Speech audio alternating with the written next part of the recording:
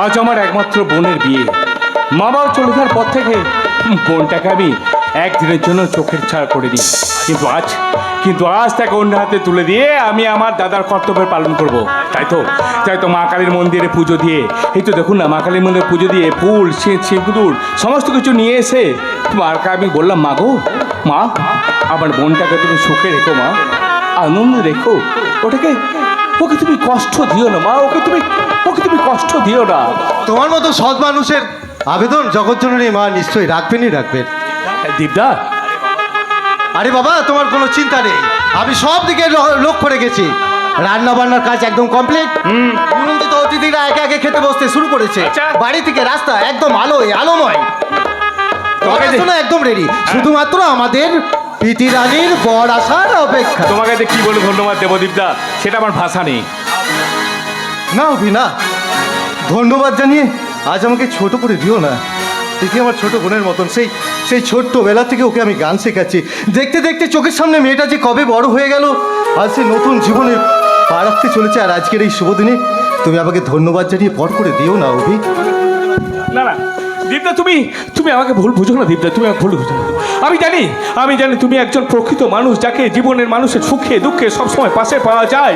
তাই তো তোমার মতো একজন মহান ব্যক্তিকে পাশে পেয়ে আজ আমি সত্যি খুব আনন্দিত দীপদা। আরে বাবারে বাবা, হয়েছে এখন ওই সব আলোচনা বাদ দিয়ে এখন বলো তো, আমাদের সেই ছোট্ট প্রীতি বোনটি কোথায়? সে কি নববধূ সাজে তৈরি হয়ে গেছে? আরে বাবরে, আমি তো এই কাজের চাপে কিছু বুঝতে পারিনি। তবে হ্যাঁ, দেখি ও কত দূর যাচ্ছে। আরে ওই তো প্রীতি তার বান্ধবীর সাথে আসছে। দেখি আমি প্রীতিকে বলছো ডেকে নি। হ্যাঁ ডাকো। এই প্রীতি, আরে এই প্রীতি, একবার এদিকে আসবি বোন, একবার এদিকে আয়। ওই রে, কিছু বলবি? না মানে আছো মানুষ তো তুই। এই বোন রাগ করছিস না বোন?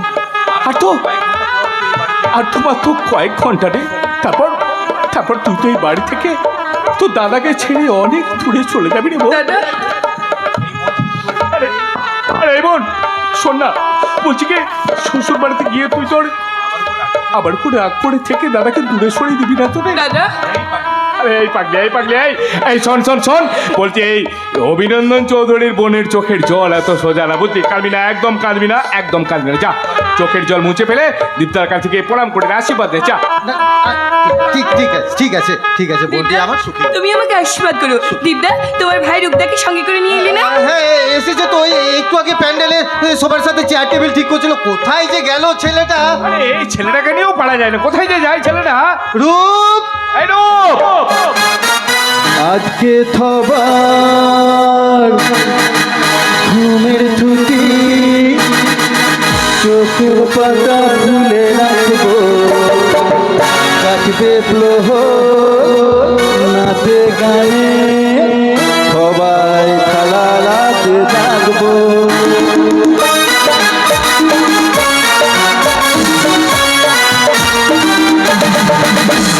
আজকে সবার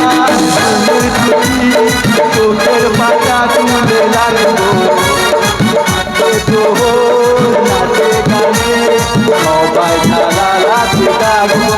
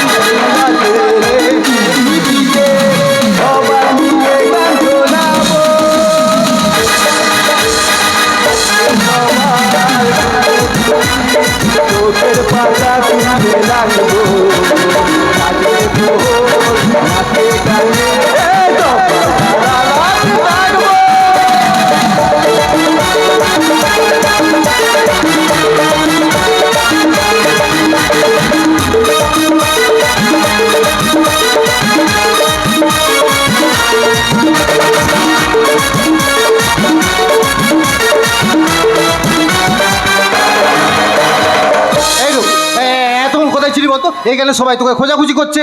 কোথায় ছিলি মানে এত বড় দামলা ছেলে হচ্ছি জানি না, সব তোমার লনের পেছনে আর ভোজনের আগে। আচ্ছা আচ্ছা আচ্ছা আচ্ছা। তার মানে তোমার খাওয়া দাওয়া হয়ে গেছে?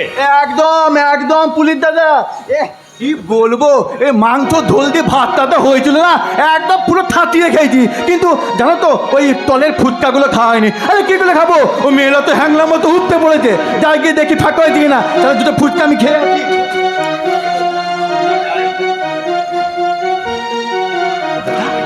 দাদা, এই মেয়েটা কেলে? দূর পাগল, ওই তো পিটি, ওরই তো আজ বিয়ে। পিটি? হ্যাঁ। হে মা, তুমি কি যে লাল চুপ, তুমি ঠালি পড়ে তো গো, কপালে টিপ পড়ে তো তোমাকে আরো নতুন নতুন লাগবে। দাদা দাদা, বলছে বিয়ের সময় মেয়েরা তো ঠাদুকুদু করে গেলে না? আরে বাবা, নতুন জীবনকে স্বাগত জানানোর জন্য। এই দেখো স্বাগতম, এই তো কঠিন কঠিন শব্দগুলো আমার মাথায় ঢোকে না। স্বাগতম বলছি, আমাকে একটু থরল করে বুঝিয়ে দাও তো ব্যাপারটা কি? বলছি যেদিন টুপুরপুরি ছাদনা তলায় বসবে সেদিন তুমি আপনি আপনি সবকিছু বুঝতে পারবে। সব বুঝতে পারবো? হ্যাঁ, সব বুঝতে পারবে। দাদা সব বুঝতে পারবো। সত্যি সত্যি আজ আমি খুব খুব খুব খুশি। আমার আমার বোনের বিয়েতে যে আমি এইভাবে আনন্দ করতে পারবো, এটা আমি কোনোদিনও ভাবিনি দীপ্তা, কোনোদিনও ভাবিনি। আর তাই তো আপনাদের আনন্দে ভাগ্যর সাথে আমার বান্ধবীর বিয়েতে আমিও চলে এলাম। শিখা, তুইও এলি? হ্যাঁ রে। সাত পাকে বন্দি হবে আসবে শুভক্ষণ, সবাই মিলে করি আজ তারই আয়োজন।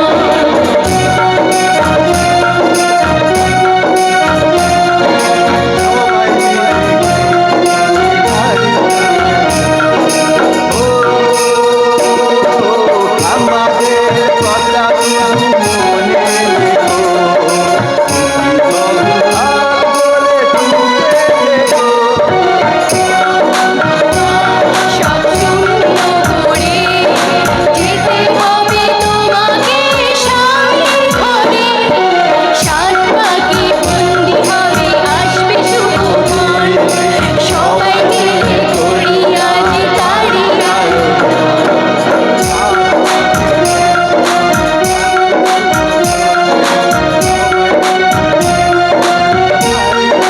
বন্ধ করুন, বন্ধ করুন, বন্ধ করুন, এই নাচ গান বাজনা আপনারা বন্ধ করুন। এ কি তুই? আসতে হলো রে দিদি, আসতে হলো। তোর বান্ধবী প্রীতি দেবীর সর্বনাশের খবর জানাতে আমাকে আসতে বাধ্য। সর্বনাশ? হ্যাঁ হ্যাঁ হ্যাঁ, তার মানে তুই কি বলছিস?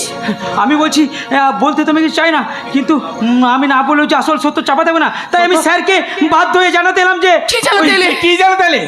আপনার বোনের হবু স্বামী আর আমাদের মধ্যে নেই।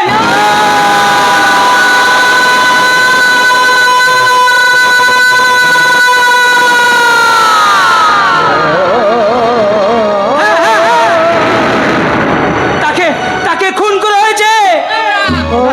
আমি বিশ্বাস করি না, আমার প্রতিজ্ঞা আমাকে ছেড়ে চলে যেতে পারে না। এটা আমি তুই শান্ত বোন, তুই শান্ত। আর তাকে খুন করেছে ওই প্রীতি দেবীর পাগল প্রেমিক মুন্না। এই মুন্না, পৃথিবীর যে প্রান্তে তুই লুকিয়ে থাক না কেন, আমার বোনের আনন্দ খুশি তুই ছিনিয়েছিস, তাই এসপি অভিনন্দন তোর তোকে চ্যালেঞ্জ জানাচ্ছে। পৃথিবীর যে প্রান্তে তুই লুকিয়ে থাক না কেন, তোকে আমি খুঁজে বের করবই। দিদি, দিদি চল, আমাদের এখান থেকে পালিয়ে চল। আমাদের এখানে থাকা আর এক মুহূর্তে সম্ভব হচ্ছে না। দিদি চলে আয়। স্টপ! যতক্ষণ না তদন্ত শেষ হচ্ছে ততক্ষণ তুমি এরিয়া ছেড়ে কোথাও যাবে না। অভি, এই দীপ্তা, দেখো না তোমার গানের প্রিয় ছাত্রীটি আজকে লগ্নভ্রষ্ট হয়ে গেছে। দীপ্তা, লগ্নভ্রষ্ট হয়ে গেছে। তুমি শান্ত হও, তুমি শান্ত হও অভি, তুমি শান্ত হও। এই বোন, তুই আমার উপর রাগ করে আছিস বোন, কিন্তু তুই বিশ্বাস কর বোন, তুই বিশ্বাস কর, তোর দাদা এই কষ্ট দিতে চাইনি ওটে, তোর দাদা তোকে এই কষ্ট দিতে চাইনি। জানো জানো দীপ্তা, আমার এই বোনটা আজকে এই অবস্থার জন্য শুধুমাত্র আমি আমি নই দীপ্তা, অভি, অভি, আমি একমাত্র আমি নই। না, অভি, শান্ত হও, শান্ত হও, অভি, তুমি শান্ত হও। তুইও কি প্রতীক্ষার মতো আমাকে ছেড়ে চলে যেতে চাস? আরে শান্ত বোন, শান্ত, তুই শান্ত বোন, তুই শান্ত। হ্যাঁ বোন, তুই বিশ্বাস কর না, দেখ না, তোর কোনো ক্ষতি হোক তোর দাদা কোনোদিনও চাইনি রে বোন। তাই তো মা কালীর মন্দিরে আজকে আমি পুজো দিয়ে তুই যাতে ভালো থাকিস, সুখে থাকিস, সেই জন্য মা কালীর মন্দিরের থেকে সিঁদুর, ফুল, মালা আমি নিয়ে এসেছি রে বোন, একমাত্র তোর সুখের জন্য রে। হ্যাঁ বোন, কিন্তু কিন্তু কিন্তু মা তারার মনোহর তাকে আমাকে তার ভালো ভক্ত বলে মনে করেনি রে বোন, আমাকে ভালো বলে ভক্ত করেনি। কিন্তু কিন্তু তুমিও শুনে রাখো মা, তুমিও শুনে রাখো মা, যে কষ্ট তুমি আমাকে দিলে, এই অভিনন্দন চৌধুরী যতদিন বেঁচে থাকবে ততদিন তোমার ওই মন্দিরের দরবারে কেউ পা দেবে না।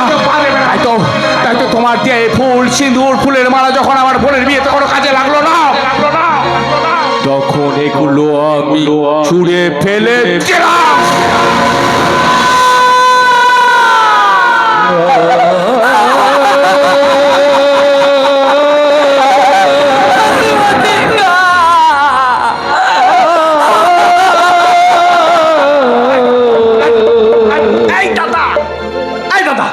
শুনতে পাচ্ছি না তো? ওই কি হলো রে ব্যাপারটা? এতক্ষণ নাচ করলাম, গান করলাম, কত আনন্দ করলাম, মজা করলাম, এখন তো কান্না করতে করতে ইয়ে করতে বলছি, আমার এই হাতি কান্না খেলাটা ঠিক মাথায় ঢুকছে না, আমাকে ভালো বুদ্ধি দে তো। ওই মেয়েদের শাখা সিঁদুরের ভাষা তুই বুঝবি না রে ভাই। কেন বুঝবো না? আমাকে বুঝতে হবে, সব বুঝবো, আমাকে তুই বল। তুই কেন বুঝতে পারছিস না এক চিলতে সিঁদুর মেয়েদের জীবনে কতটা মূল্যবান? ওই দেখ দেখ যে সিঁদুরটা আজ মাটিতে ঘোরাঘুরি খাচ্ছে না, ওই সিঁদুরটা আজ পিটির স্মৃতিতে স্বভাবে তো। আমি তোকে জোর করছি রে ভাই, এই সময়ে তুই আমাকে বোকা প্রশ্ন করিস না। আমি বোকা? আমার থেকে তোলা আলো বোকা, তোরা টপ জানি, টপ বুঝি, তাও তোরা তো পিতির কান্না থামাতে পারিনি। দেখ এই বোকা ছেলেটা কিভাবে পিতির কান্না থামাবে, তো দেখ। কি হলো রূপ? রূপ কি করছো? রূপ বলছি তোমার দাদা এই সিঁদুরটা তুলে ফেলে দিয়েছিল বলে তুমি কাঁদছিলে? একদম কান্নাকাটি করে না, একদম কান্না। এই দেখো, তোমার কান্না থামানোর জন্য এই সিঁদুরটা তোমার চিঠিতে আমি পলিয়ে দিলাম।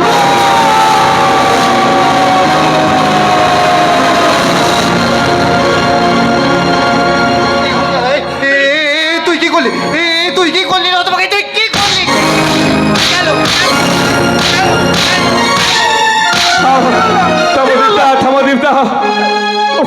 তুই তো বললি যে পিঠের কান্না থামাতে, তো আমি থামার সিঁদুরটা পলিয়ে দিলাম।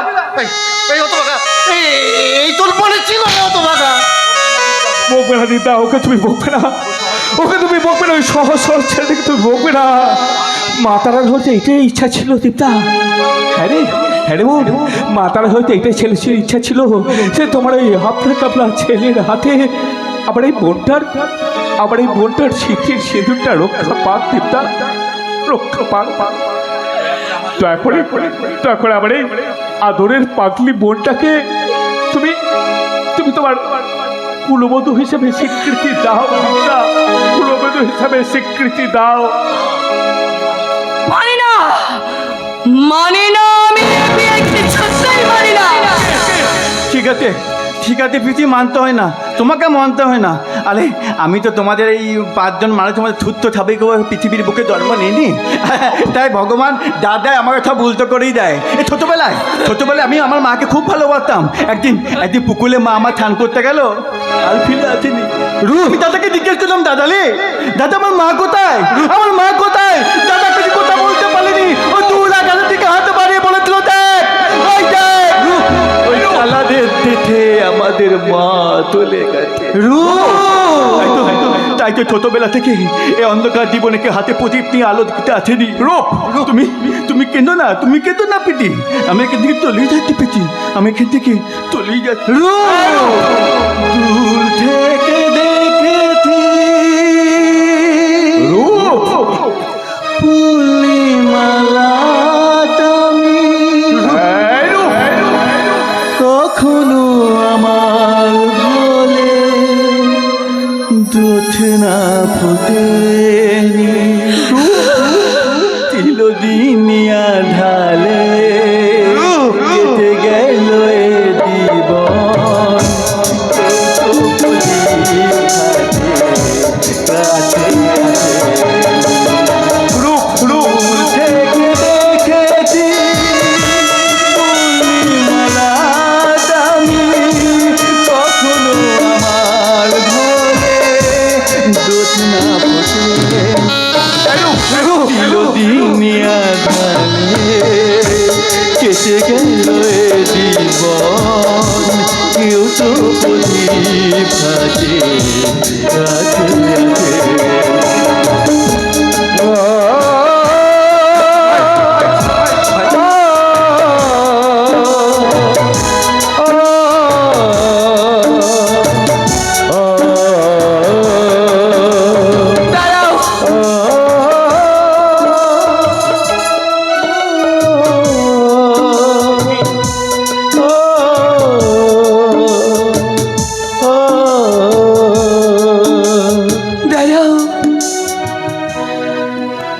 এই সিঁদুরটা যখন একবার আমার কপালে উঠেছে, ভগবান যখন এই মানুষটার সাথেই আমার জীবনের বাকি দিনগুলো রেখে রেখেছে, তখন আজ থেকে এই মানুষটাকে আমি আমার স্বামী বলে মেনে নিলাম রে দাদা, স্বামী বলে মেনে নিলাম।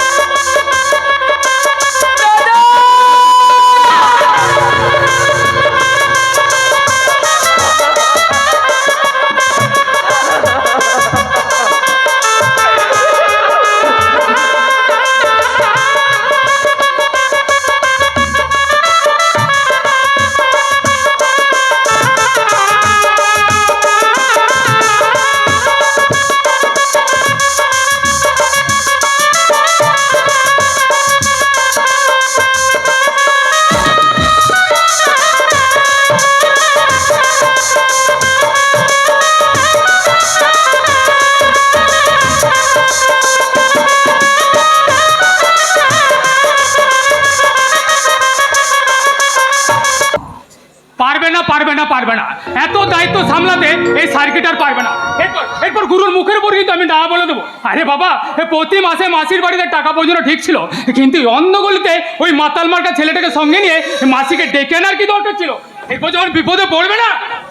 মুন্না কোথায় আমার মুন্না?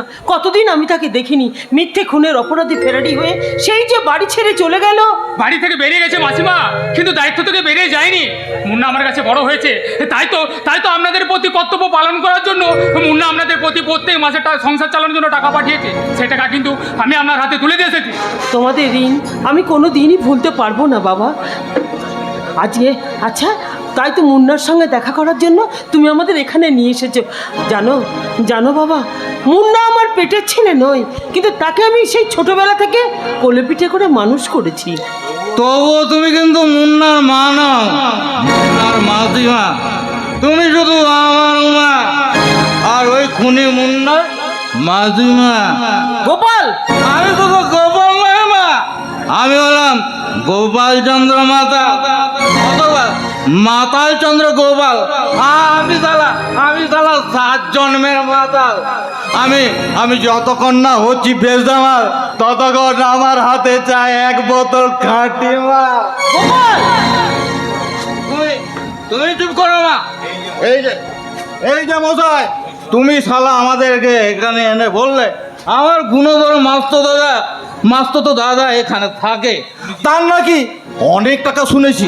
তাই ভাবলাম এখানে এসে শালা আমি পেট ভরে মাল খেতে পাবো। মাল আমার সব শেষ হতেই চললো। আমার মাল কোথায়? মাল তুমি সারাদিনে কত পরিমাণ মদ খাও ভাই? মাল এইটুকু সকালে সবাই ব্রাশ করে চা খায়, আমি চা খাই না। চা খেলে নাকি লিভারের প্রবলেম হয়। তাই আমি এইটুকু মদ খাই। তারপর হালকা টিফিন, তার সাথেও আবার এই মদ। তারপর দুপুরে আবার ভাত, তার সঙ্গেও এই মদ। তারপর হালকা ঘুম, তারপর রাতে খাবার, তার সাথেও আবার এই মাল। আর তাছাড়া আমি সারাদিন এতটুকু মরছি না। তুমি কি জন্ম নেওয়ার পরে মায়ের দুধের পরিবর্তে মদ খেয়ে বড় হয়েছিলে? আরে বাচ্চা ধন, সে কথা আমাকে জিজ্ঞেস করো না, আমার এই জন্মদাত্রী মাকে জিজ্ঞেস করো, তিনি এই প্রশ্নের উত্তর দিতে পারবেন। ওই মাতালটার কথা বাদ দিয়ে তুমি বলো না, মুন্না কোথায়? তাকে কতদিন আমি দেখিনি। আচ্ছা, মুন্না এখানে কি কাজ করে? সেখানে কি কাজ করে সেটা আমি বলতে পারবো না মাসিমা, তবে হ্যাঁ, ওই বাড়িতে আপনাদের থাকার ব্যবস্থা করা হয়েছে। এখন যান, ওখানে যে অপেক্ষা করুন। মুন্না যত তাড়াতাড়ি সম্ভব আপনাদের সাথে এসে দেখা করবে। এখন বাড়ির ভেতরে গিয়ে বিশ্রাম করুন। এই যেমন শুনতে পাচ্ছেন, আমি এখানে বিশ্রাম করতে আসিনি। আমার মাল অলরেডি শেষ হতে চলেছে। আমার তাড়াতাড়ি মাল পাঠানোর ব্যবস্থা করো, নইলে আমি কেলেঙ্কারি করে দেবো। তুমি তোমার মায়ের সাথে বাড়ির ভেতরে যাও, তোমার পছন্দের জিনিস আমি পাঠিয়ে দিচ্ছি। সত্যি বলছো? তুমি শালা নিশ্চয় আমার বাবা। না, তুমি আমার যেটা না, সেইটা মনে হচ্ছে ভুল হচ্ছে। তুমি আমার পিসে মশাই। না, পিসে মশাই না, তুমি আমার জামাই বাবু। আমি হলাম গোপাল চন্দ্র মাতাল অথবা মাতাল চন্দ্র গোপাল। আমি সারা 7 জন্মের মাতাল। আর যতক্ষণ না হচ্ছে বেজামাল, ততক্ষণ আমার হাতে চলা এই মাল চাই মাল। তুমি এবার মনে পড়েছে, তুমি ওই সকল কিচ্ছু নও। আমি বাবা, জেঠা, কাকা, পিসে মশাই, জামাই বাবু কিচ্ছু নও। তুমি শালা আমার একেবারে দেবতা। এই শোনো, চলে যাচ্ছ কোথায় বাচ্চা ধন? তুমি তাড়াতাড়ি আমার মালটা পাঠানোর ব্যবস্থা করো। আবার মাল শেষ করতে চলেছে। আমি চললাম, তুমি এসো আমার। আমি চললাম। মুন্না এলে তাকে তাড়াতাড়ি পাঠিয়ে দিও। তুমি তাকে বলে দিও তার মাসি তার জন্য নারকেলের নাড়ু করে নিয়ে এসেছে। বাচ্চা গেল, সালা কি বাতালে পাল্লায় পড়েছিলাম রে বাবা। সালা না খেয়ে নিয়ে আসা গেল। ভাগ্যিস গুরুর বাচ্চা তো ভাই, তাছাড়া লাগিয়ে দিতাম এক। এইদিকে আবার এক নেতার বাচ্চা এই অন্ধগুলিতে একটা টিয়াবাকে নিয়ে আসার কথা আছে, অ্যাডভান্স নিয়ে গেছে, কিন্তু এখনো এলো না কেন? এসালে নেতা বাতাদের কোনো কথাবার্তাই এগিয়ে। আমার এই রাত্রিকে সঙ্গে নিয়ে এসে গেছি স্যার। কি এটা কোন জায়গা বাবা? আপনি আমাকে এখানে নিয়ে এলেন কেন? আপনি আমাকে বললেন আপনি আমাকে চিড়িয়াখানা নিয়ে যাবেন। এটাই আসল চিড়িয়াখানা ম্যাডাম। আর একটা কথা, আর নাম রাত্রি, কিন্তু আমি দিনের আলোর থেকেও বেশি উজ্জ্বল। কিন্তু এই নেতা এই টিয়া পাখি আপনাকে বাবা বলে ডাকছে, তার মানে আপনার আরে না না না না, এই রাত্রিমার সাথে আমার ছেলের বিয়ে একেবারে ঠিক হয়ে গেছে। এই রাত্রিমা না, এই রাত্রিমা আমার ছেলেটাকে খুব ভালোবাসে। এই ছেলেটা আমার কিছুদিনের জন্য একটা কাজে বাইরে গেছে, তাই রাত্রিমা যাতে ওই বাড়িতে একা একা বসে মন খারাপ না করে, তাই তাই আমি আমার এই হবু বৌমাকে সঙ্গে নিয়ে এখানে বেড়াতে চলে এলাম। আপনি কিন্তু একটা বড় মাপের শয়তান আছেন। এই, চুপ চুপ চুপ, একদম বাজে কথা বলবে না বলে দিচ্ছি। আমার একটা সম্মান আছে। আপনাদের কথা মতো তার আমি বিন্দু ভূস্বর্গ বুঝতে পারছি না। বুঝবার চেষ্টা করুন ম্যাডাম, আপনার এই মাননীয় হবু শ্বশুর মশাই আপনাকে এই অন্ধগলি মায়াবতীর কাছে বিক্রি করছে। এই মানেটা আমি তোমাকে বুঝিয়ে বলছি বৌমা। চুপ করুন। এতটা নীচ আপনি, আমি আপনার ছেলের কাছে আপনার কুকীর্তির সব কথা জানিয়ে দেব। উত্তেজিত হয়েও না বৌমা, উত্তেজিত হয়েও না, কারণ কোনো লাভ হবে না। ছেলে আর আমি দুজনে মিলে প্ল্যান করে এই কাজটা করেছি। এই, তোমাদের সেই মায়াবতীকে ডাকো, আমার পাওনাটা আমাকে বুঝিয়ে দিই। মায়াবতী এত সাক্ষাৎ শত সহজে পাওয়া যায় না নেতা বাবু। এই যতবারই আসি এই ততবারই তোমাদের ওই এক কথা শুনে শুনে আমি শালা একবারে বিরক্ত হয়ে গেছি। এবার আমি ওই মায়াবতীর সঙ্গে দেখা করে তবে এখান থেকে যাব। এইখানে আমি বসলাম। মায়াবতীর ইচ্ছে না হলে আপনার এই মানবতা কোনোদিনই পূর্ণ হবে না, জানেন? তার এক হাতে থেকে দেশের প্রভাবশালী নেতা মন্ত্রীরা, তার এক হাতে থেকে দেশের পুলিশ প্রশাসন। সে কোনো নায়ক বা নায়িকা নয়, সে কোনো খলনায়ক বা খলনায়িকাও নয়, সেই অন্ধগলির যে মালিক, মালকিন সেটাও বলা যাবে না। কে সেই মায়াবতী? অন্ধকারে চলছে লোকে জীব ছড়ছে বিষে ভালোবাসার নিতে তাও পীড়িত কাঁদে নাগর হাসে।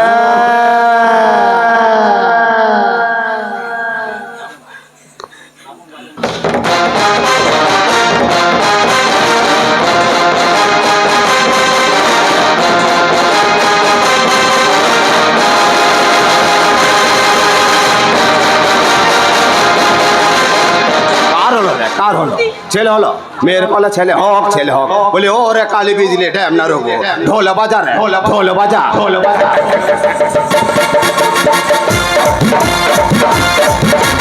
সোনার ধর্মানিক আমার কেষ্ট পেল না রে, সোনার ধর্মানিক আমার কেষ্ট পেল না রে, ওই চাঁদের পরা রোদের মুখ আমায় থাকতে দিল না রে, থাকতে দিল না।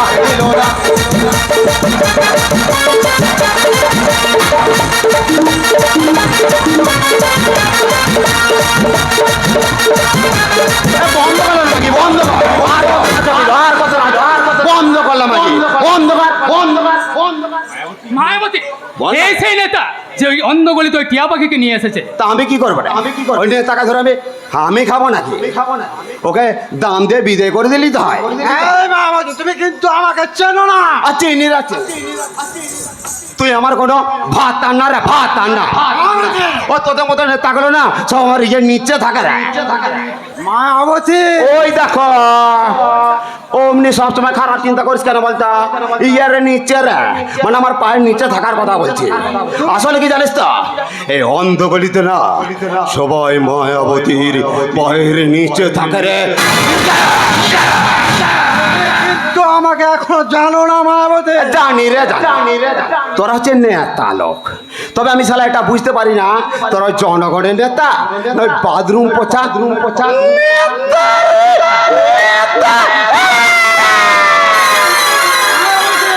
চুপ কর মুখ পড়া মিলছে। বলছো আমাদের তিলক তোমার বিচারে জনগণের আজ তো তোদের মতো নেতা দেখানে বই যায় না রে। এই তো কয়েকদিন আগে বেশ তো মোটা ঘুষ দিয়ে চাকরি দিচ্ছিলি রে, শিক্ষকতার চাকরি। ওই জনগণ যেদিন আসল তোদের মতলবটা বুঝবে না, তোদের ওই গায়ে গরম জল ছুড়ে মারবে রে। ঠামটা গায়ে গরম জল ছুড়ে মারবে, এই রাস্তায় পড়ে থাকবে রে। এক ফোঁটা জল চাইলেও জল পাবি না। ওই রাস্তার নিড়ি কুত্তাগুলো না ওই তোদের মতন নেতাদের মুখে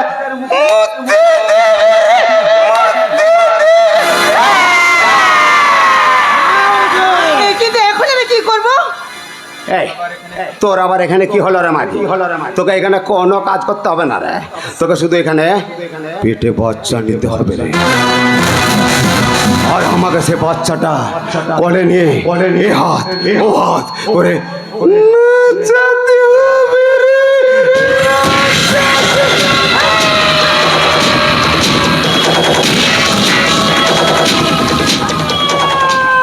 মানে ব্যায়াম করবি, ব্যায়াম ওই বড় লোকের ছেলের সাথে, ওই নেতাদের ছেলের সাথে ব্যায়াম করবি রে।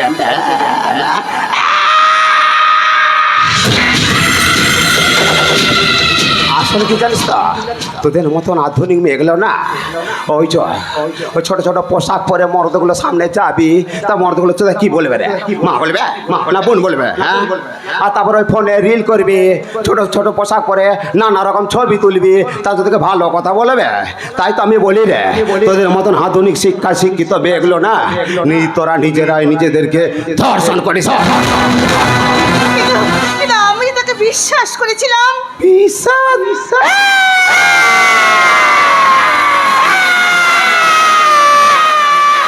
বিশ্বাস করে কি লাগলো?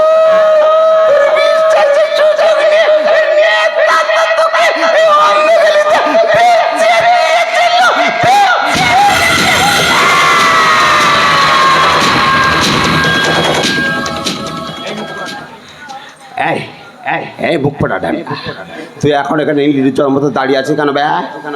না মানে আমার ওই বাকি পাওনাটা। এই সার্কিট, ওকে ওর বাকি পাওনাটা দিয়ে এখান থেকে বিদায় করে দে না। আর শোন এই মাগিটাকে ওই অন্ধগুলির ভিতরে নিয়ে গিয়ে কেমন করে ধান্দা করতে হয় সেটা ভালো করে শিখিয়ে পড়িয়ে দিবি রে। হ্যাঁ, না আমি পারবো না। তোমরা আমাকে দয়া করো। তোমাদের মনে কি দয়া মায়া বলে কিচ্ছু নেই? তোমরা কি এতটাই অমানুষ?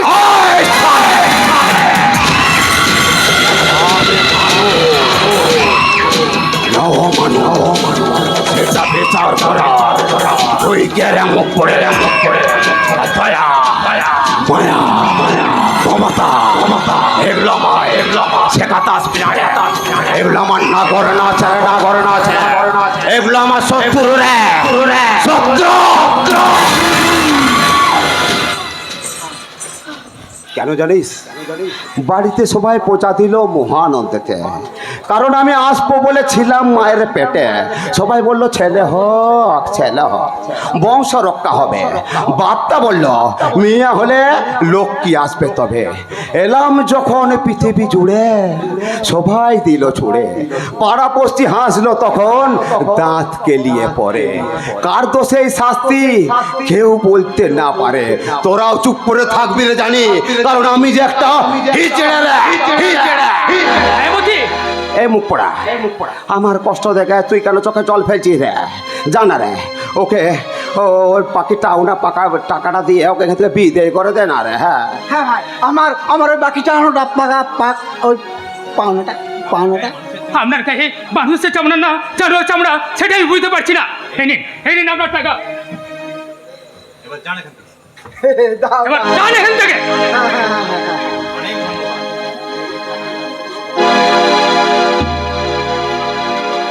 অনেক ধন্যবাদ, ভালো থেকো। আসি বৌমা, ভালো থেকো। আমি আবার আমার ওই মানিককে বলে দেখি আমার জন্যে আর একটা নতুন বৌমা জোগাড় করে দিতে পারে।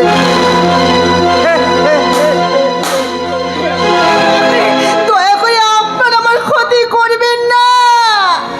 হে ভগবান, আমার মৃত্যু দাও। তোমার মৃত্যু অনেক আগে হয়ে গেছে। এই অন্ধগলিতে প্রবেশ করার সাথে সাথে তোমার মৃত্যু হয়ে গেছে। ভুলে যাও তোমার পুরনো অধ্যায়, শুরু করো নতুন জীবন। আর সেই নতুন জীবনে তুমি যদি চাও তোমার পাশে থাকবে এই অন্ধগলির অন্ধকীট সার্কিট। আপনার নাম রাত্রি মানে অন্ধকার, আর আমার জীবনের সমস্ত অন্ধকার দূর করে আলোর পথে পা বাড়ানোর জন্য বাড়িয়ে দিলাম বন্ধুত্বের হাত।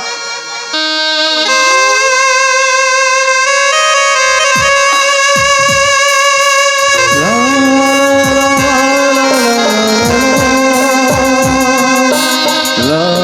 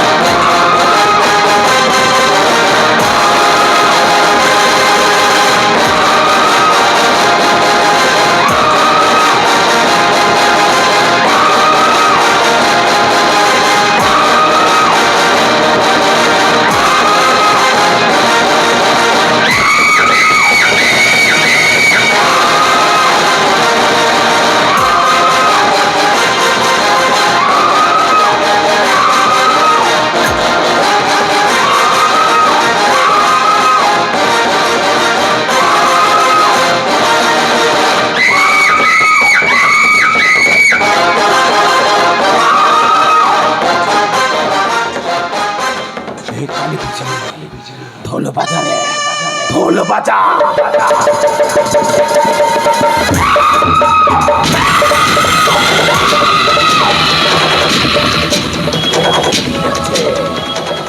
আমার সার্কিট ছড়া ব্যায়াম করছে, ভালোবাসার প্রদীপ জ্বালতে চাইছে, সুখের পায়রা উড়াতে চাইছে।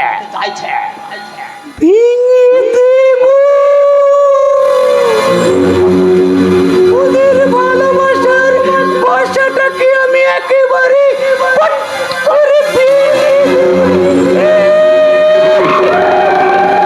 আমি মায়াবতে, আমি যখন জীবনে প্রেম ভালোবাসা পাইনি, তখন আমি অন্ধগলিতে কারোর জীবনে ভালোবাসা আসতে দেব না।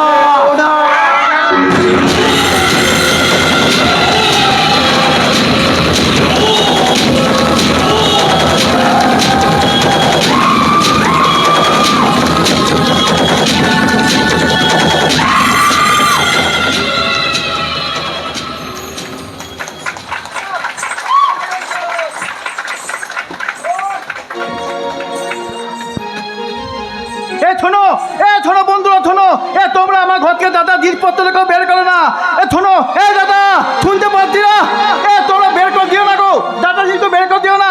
দাদা, দাদা, আরে দাদা, বলি হলো নাকি? চিৎকার করে সারা বাড়িটা একদম মাথায় তুলে রেখেছিস। হাজারবার চিৎকার করবো, হাজারবার চিৎকার করবো। এত বড় ছেলে হয়েছে, দেখতে পাচ্ছি না তো জিনিসগুলো ঘর থেকে বের করে দিতে, দাঁড়িয়ে দাঁড়িয়ে চুপ করে দেখছিস? হ্যাঁ দেখছি, কারণ আজ থেকে তোকে এই ঘরেই থাকতে হবে। কেন দাদা? এই দাদা বলছি, এই কথা বলি না রে, জানিস তো ছোট থেকে তোকে ছাড়া আমি একে থাকতে পারি না রে। দাদা এই কথা একদম বলিস না। থাকতে হবে, এই ঘরেই তোকে থাকতে হবে, এবং সেটা আমার সাথে নয়, প্রীতির সাথে। আমি থাকবো অন্য ঘরে। প্রীতির সাথে? হ্যাঁ, প্রীতির সাথে। আরে এই বোকা, তুই কবে বুঝবি বলতো? এই আধুনিক সমাজে তোর মতন হাবা গোবার ছেলের যে কোনো মূল্য নেই রে ভাই। তাই না, তোদের এই আধুনিক সমাজে মানুষ হয়ে আমি বেঁচে থাকতে চাই না ভাই। তোদের এই আধুনিক সমাজে ছেলেমেয়েরা বড় মাতৃ দিত করে গাছটা নিয়ে 4 টাকা ঘুরে বেড়ায়, আর তারই বাবা মারা পথের মাঝে দাঁড়িয়ে ভিক্ষা করে। ভাই, আধুনিক সমাজে ছেলেমেয়েরা তাদের মোজান বউকে বিয়ে করে ঘরে আনে, আর তাদের বাবা মাকে পাঠিয়ে দেয় বৃদ্ধাশ্রমে। আচ্ছা, বৃদ্ধাশ্রমে এক কোণে বসে তোকে জল ফেলতে কি বলে জানি? কি বলে? ছেলে আমার মতো পিঠা ভাই মতো খাতে যাই না দেখা, এ পালু অনেক রকম জিনিস আর আসবাব দামি সবচেয়ে কম দামি ছিলাম একমাত্র আমি। ছেলে আমার প্রতি অগাধ খাম্বা, আমার ঠিকানা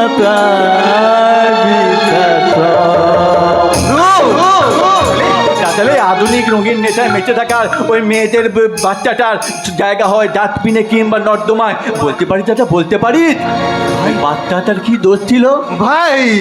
দাদালে দেশটা স্বাধীন হয়েছে, স্বাধীনতা পায়নি কেউ। দেশটা স্বাধীন হয়েছে, স্বাধীনতা পায়নি কেউ। পাগলিটাও আজ মা হয়েছে, বাবা হয়নি কেউ লে দাদা, বাবা হয়নি কেউ। বাহ, চমৎকার। সমাজের দর্পণে সমাজটাকে তুই খুব ভালো করে চিনতে শিখে গেছিস রে ভাই। কিন্তু আমি ভাবছি এই আধুনিক শিক্ষায় তোকে শিক্ষিত করে তুললো কে? প্রীতি। হ্যাঁ, প্রীতি আমাকে ভালো ভালো কথা শেখায়, গান শোনায়, আমাকে গল্প শোনায়। কিন্তু জানিস তো প্রীতি আমার কি হয় সেটাই আমি বুঝি। দূর বোকা কথা। প্রীতি যে তোর সহধর্মিনী, ও হচ্ছে তোর স্ত্রী, আর তুই হচ্ছিস ওর স্বামী। তিলি মানে বউ? হ্যাঁ, আমি ওর স্বামী। বলি দাদা, বল। একটা কথা বলবো? বল। বলছি, আমার তো বউ আছে, তোর নেই কেন? তুই একটা বিয়ে করে বউ নিয়ে তোলায়। তবে রে আবার ফাজলাম হচ্ছে, মারবো টেনে এক চর। মারলি হলো, প্রীতিকে বলে দেবো। প্রীতি আমাকে বলেছে যে আমাকে বকবে না, তার নামে নালিশ করে তাকে আস্তে করে দিয়ে দেবে, বুঝলি? খুব গরম পড়েছে, বাইরে একটু হাওয়া খেয়েছি দাদা, খুব গরম। রূপ একা আর সন্ধ্যাবেলায় কোথাও যাস না, তাড়াতাড়ি বাড়ি ফিরে আসিস কিন্তু, তা নাহলে আমি কিন্তু খুব রেগে যাব।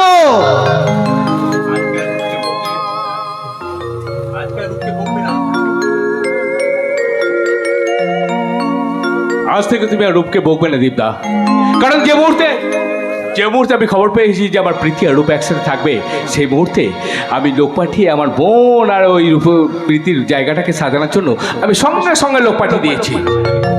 সত্যি সত্যি অভি, আজ আমি খুব খুব খুশি। আমিও খুব খুব খুশি হবি। আচ্ছা, প্রীতির ভালোবাসা পেয়ে ভাইটা আজ আমার একটু একটু করে সুস্থ হয়ে উঠছে। তোমাদের ভাই বোনের ঋণ আমি কোনোদিন শোধ করতে পারবো না অভি। আচ্ছা দীপদা, আচ্ছা দীপকে যে ডাক্তার দেখাবো বলেছিলে, ডাক্তার কি বলেছে? সুস্থ হয়ে যাবে তো? হ্যাঁ, ডাক্তারবাবু বলেছেন কোনো একটা অ্যাক্সিডেন্ট ও আবার স্বাভাবিক জীবন ফিরে পাবে। এই দেখো, তুমি যখন মনে করিয়ে দিলে, এই কলকাতায় যে রিপোর্টগুলো করতে পাঠানো হয়েছিল না, সেই রিপোর্টগুলো হয়ে এসেছে। রিপোর্টগুলো কি ডাক্তারকে দেখানো হয়েছে? না অভি, এখনো দেখানো হয়নি। আজই চৌমাথার মোড়ে ডাক্তারবাবু রাত্রি 8:30টার সময় বসেন, 10টা পর্যন্ত থাকেন। যাই আমি রিপোর্টগুলো দেখিয়ে আসি। আরে দাও না, তুমি একা যাবে না, তুমি এক কাজ করো, আমি তোমার সাথে যাচ্ছি, রিপোর্টগুলো তুমি দেখিয়ে তারপর তোমাকে বাড়িতে পৌঁছে দিয়ে তারপর আমি বাড়ি আসবো, কেমন? বেশ, তুমি যখন বলছো তাহলে একটু অপেক্ষাই করা যাক। হ্যাঁ, কিন্তু ব্যাপারটা হচ্ছে যে এই সময় তো আমার বোনটা আসার কথা ছিল। একদম ঠিক কথা বলছি, তোমার একা একা যাওয়া হবে না দাদা ভাই, দাদাকেও তুমি সঙ্গে করে নিয়ে যাও। আর তুই এতক্ষণ কোথায় ছিলি বলতো? কোথায় ছিলি তুই এতক্ষণ? হ্যাঁ, তোর দাদা কতক্ষণ ধরে অপেক্ষা করছে তোর জন্য, তুই এখন কোথায় ছিলি? আরে আমি আমার বোনের জন্য অপেক্ষা করতে করতে দাদাজি ধৈর্যের বাঁধ ভেঙে যাচ্ছিল। কোথায় ছিলি? দাদা অভি, তোমরা দুই ভাই বোনের কথা বলো। তোমরা যখন বলছো যে আমাকে একা যেতে দেবে না, তাহলে আমি বাইরে অপেক্ষা করছি। হ্যাঁ। তুমি প্রীতির সাথে কথা বলে এসো। হ্যাঁ, আচ্ছা, আমি ঠিক আছে। আমি বাইরে অপেক্ষা করছি কিন্তু অভি। একদম তুমি অপেক্ষা করো, আমি আসছি। এই বোন, আজকে তোর সিদ্ধান্তে তো দাদা খুব খুশি হয়েছে রে। জানিস দাদা, বল। আমিও কি প্রথমে স্বামী বলে মেনে নিতে পারিনি। আমি নিজের বিশ্বাসীর ভালোবাসার উপরে অন্ধ ঘুরেছিলাম, কিন্তু আজ আমি আমার ভালোবাসা, শক্তি সব কিছু দিয়ে ওই মানুষটাকে সুস্থ করে তুলতে চাই দাদা। আবার আশীর্বাদ রইল বোন, আমার দৃঢ় বিশ্বাস যে তুই তোর ভালোবাসা দিয়ে ওকে তুই শেষ পর্যন্ত সুস্থ করে তুলতে পারবি। ভালো থাকিস, সুস্থ থাকিস, আর সব সময় নিজে আর ওর খেয়াল রাখিস, কেমন? আশীর্বাদ। ভগবান, তুমি আমাকে আরো শক্তি দাও ঠাকুর, আমি যেন আমার প্রেম শক্তি দিয়ে ওই মানুষটাকে সুস্থ করে তুলতে পারি। বলছি দাদা বলো, তুমি আমাকে দেখে পাঠিয়েছো? হ্যাঁ এসো। দা বলবো, দাদি বলো। বুঝছি ঘুম পাইনি, বুঝছি পেয়েছে তো দাদা তুই। কিন্তু তুমি ছাড়া আমি যে একা একা থাকতে পারবো না। তুমি চলে গেলে একা একা আমি যে ভীষণ কষ্ট পাবো। তুমি কি চাও আমি কষ্ট পাই? না তা করতে পারবে কেন? বলছি কি বলছো? একটা কথা বলবো। বলো। দাদা আমাকে বলেছে কি বলেছে? আমি তোমার স্বামী আর তুমি আমার বউ। না, এই তো কদিন আগে ছিলে তুমি অচেনা, আজকে চোখের আড়াল হলো ভালো লাগে না। এই তো কদিন আগে ছিলে তুমি অচেনা, আজকে চোখের আড়াল হলো ভালো লাগে না। আজ আমার চোখে কি নিশা লাগে, আজ আমার চোখে কি নিশা লাগে, করে আমায় তুমি কত না রঙে।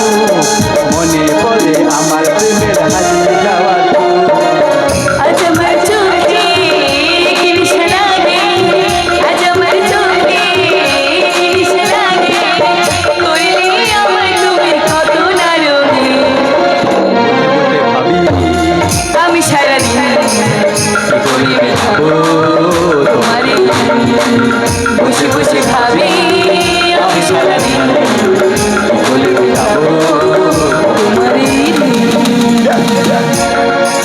বলছি একটা কথা বলবো বউ জানো, হ্যাঁ বলো। বলছি না আমার রাতে এখন ঘুমাতে না। ঘুম আসে না? না, ছোটবেলায় আমার মা আমাকে ঘুম পালানির গান শুনিয়ে মহাভারতে কর্ণর অর্জুনের গল্প বলে আমাকে ঘুম পালিয়ে দিত, কিন্তু এখন তো আমার মা নেই, তাই ঘুম আছে না। পারবে আমাকে গান শুনিয়ে গল্প শুনিয়ে আমার ঘুম পালিয়ে দিতে? বেশ, তুমি আমার কোলে মাথা রেখে এসো, আমি তোমাকে গান শুনিয়ে ঘুম পাড়িয়ে দিচ্ছি। রাত নামে দু চোখে ঘুম ছড়া লাই পড়ি নীল পড়ি কল্পনা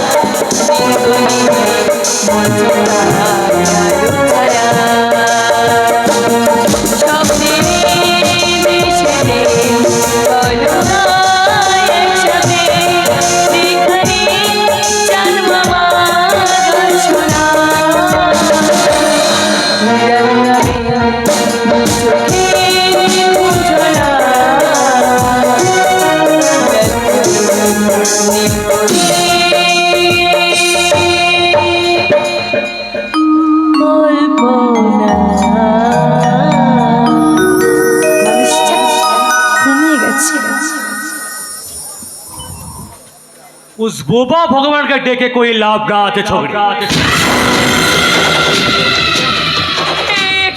এত রাতে আপনি আমার বেডরুমের ভিতরে ঢুকেছেন কেন? আমির চাঁদ সবাইকার বেডরুম থেকে বাথরুম সব জায়গায় ঘুষে যেতে পারে। कुछ नहीं, कुछ सीधा देख ले আমার ব্যবসার কাজে অফিসার মানে তুই দাদা বহুত হ্যাম্পার করছে। এর আগে আমি ওকে সমঝাবার অনেক কোশিশ করেছি, মানে তো দাদাকে ভালো করে সমঝে দিবি, বলবি আমির চাঁদ মিত্র এসেছিল আমাকে বলে গেছে আমাদের কাজে টাং নাই আর নেই তো एक खूबसूरत तोहफा दे और से खूबसूरत तोहफा के वजह से लड़के तोरे शहर का हवा को शहर का ला আমার স্বামী তোমরা কোনো ক্ষতি করবো না ম্যাডাম, করবো না। আপনার স্বামীর কোনো ক্ষতি আমরা করবো না। আপনি মানিক সমাদার যার জীবনে প্রবেশ করে তার জীবনটা করে দিই ছারখার। বুঝলেন ম্যাডাম, আপনার ওই অফিসার দাদারা খুব বোকা আছে। আপনার দাদাকে এত করে বোঝাবার চেষ্টা করলাম, কিন্তু শালা বুঝতেও চাইলো না। और আমিও সালা আমার ব্যবসার লোকসান একদম পছন্দ করি না।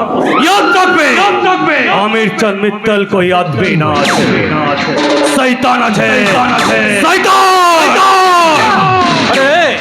अरे मानिक बेटा, अरे सामने इतना खूबसूरत लड़की থাকতে चल ना उस साथे একটু খেলা হয়ে যা।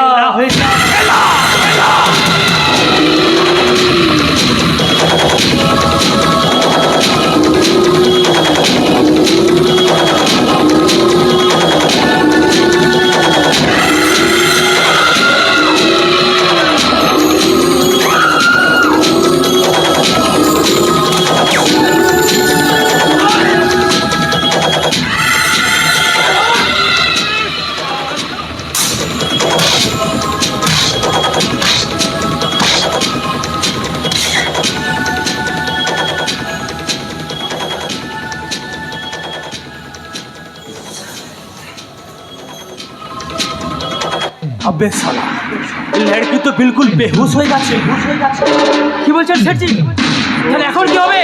শোন বেটা লড়কিটা বহুত খুবসুরত আছে এই লড়কিটাকে আমাদের গাড়িতে তোল এই লড়কিটাকে আমি এমন জায়গায় নিয়ে যাব এই সালার অফিসার দাদা কখনো জানতেই পারবে না যে তার প্যান্টটা জিন্দা আছে না মুর্দা আছে আর এটাই হবে ওই সালা অফিসারকে দিয়ে আমার সবচেয়ে বড় ঝটকা কিন্তু সেঠজি এত বড় ঝটকা খাওয়ার পরে ওই সালা অফিসার আমাদের কাজে আর বাধা দেওয়ার সাহসই পাবে না। आमिर जान कोई आदमी ना আছে जीता जगता शैतान আছে शैतान